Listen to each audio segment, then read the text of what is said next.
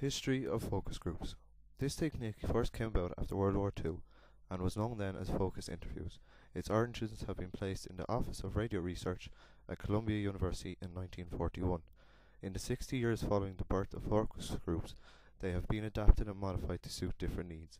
After being adapted by the research branch of the US Army, a paper and subsequent book were published.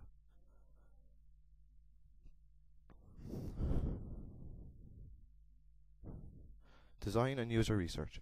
User research and product design go hand in hand. By conducting a focus group, a design team can eliminate problems in a new product without it being designed. With feedback from the correct demographic, a product can avoid unforeseen failure before hitting the market. In recent years, the focus group research method has also been adapted for human-computer interaction studies.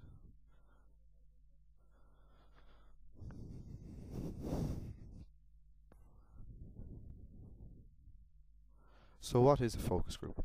The dictionary defines a focus group as a planned discussion among a group in order to obtain feedback on a particular area or subject.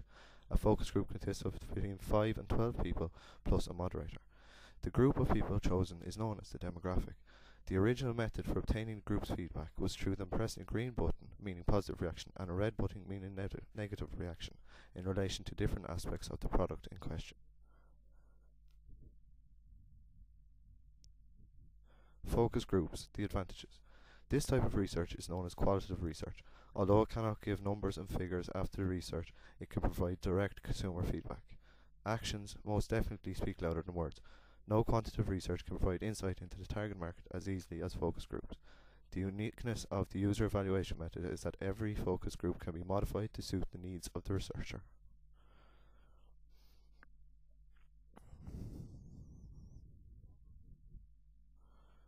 Focus group limitations. It's hard to generalize the population using only 5 to 12 people. Some results obtained may be biased due to a biased member in the demographic. Results can be difficult to gauge as it is mostly word of mouth, thoughts and opinions.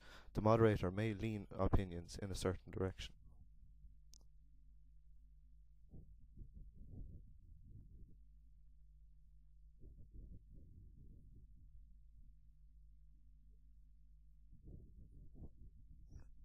Influencing the mindset. Entering into a focus group in the wrong mindset is the biggest problem faced by the participants. It is the moderator's responsibility to steer the focus group in the right direction. The research tool available will be discussed later and are a key part to the success of the focus group.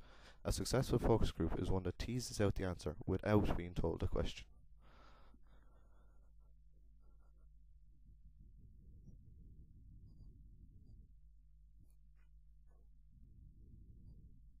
Preparing a focus group.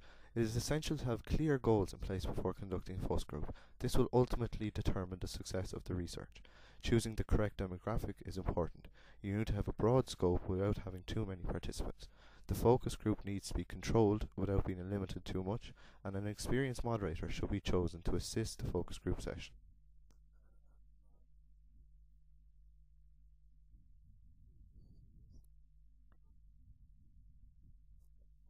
Typical methods used. It is impossible to say which method will produce the desired results for every focus group. Methods include visual displays, open floor debating, prototype displays, questionnaires, drawing of ideas, and user trials. Quite often the most successful method for a focus group is pressing a green button meaning positive reaction and a red button meaning negative reaction in relation to different aspects of the product in question.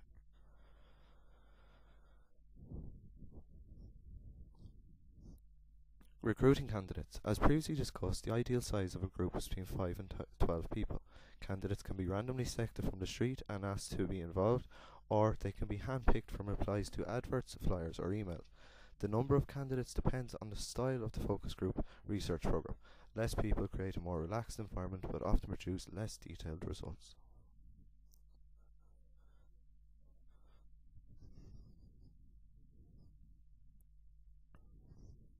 Choosing a demographic.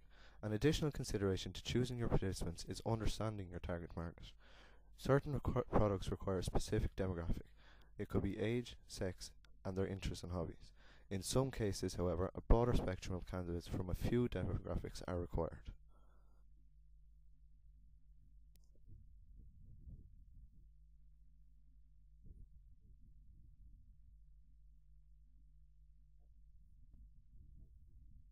Legal issues. If the design of a new product is directly influenced by the results obtained from a focus group, then each participant of that group can claim part ownership to the profits generated by the sale of that product. To avoid this, each candidate is required to sign a legally binding waiver prior to participating in the focus group. This means all rights and profits belong to the moderator or his and her employers.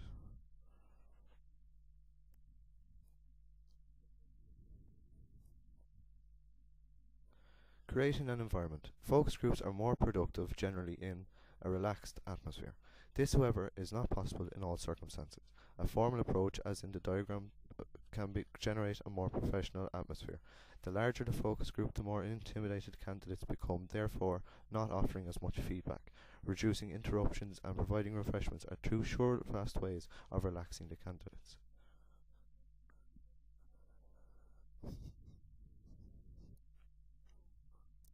Analysing the results. As in-depth focus groups should produce a substantial amount of feedback. Feedback can be in the form of video footage, questionnaires, drawings, brainstorms, notes. If time and effort are applied to documenting all the valid results, designers are much more likely to make use of trigger words and ideas to spark creative thinking.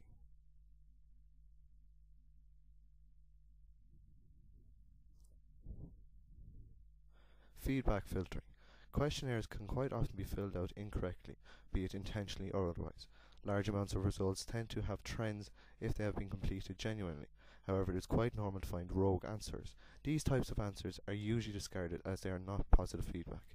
This does not go to say, however, that all rogue answers cannot contribute to the design of the product. Some can even be diamonds in the rough.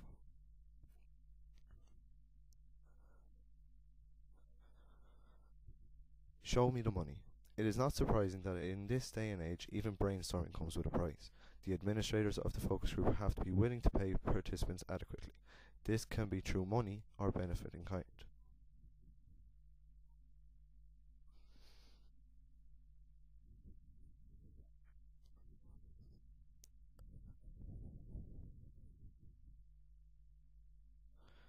Post-product focus groups. A different style of focus group. It takes place after the prototype stage of the product development. The candidates are requested to comment on the physical aspects of the products. The administrators are no longer looking for a new design or new features to the design. They are looking for subtle changes or slight variations that could be applied to the final model.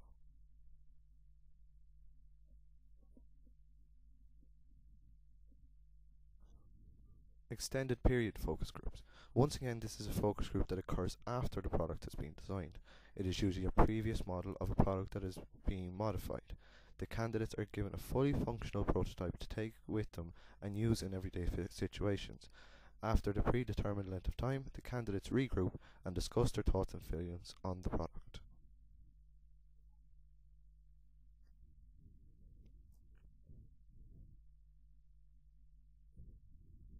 Usability focus groups.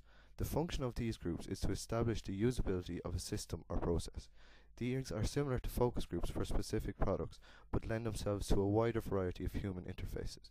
The wider variety of human interfaces means more feedback will be received due to the broad spectrum of the demographic. This is a more psychological research method which tests the demographic's cognitive memory of the system.